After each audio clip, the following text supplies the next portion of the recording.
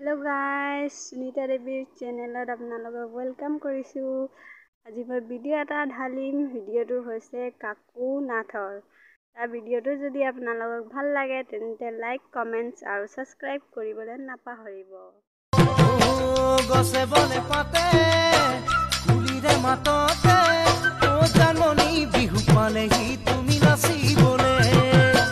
গছে বনে পাতে কুলিৰে মাততে নামিলে বৰষুণ মুখল ধাৰা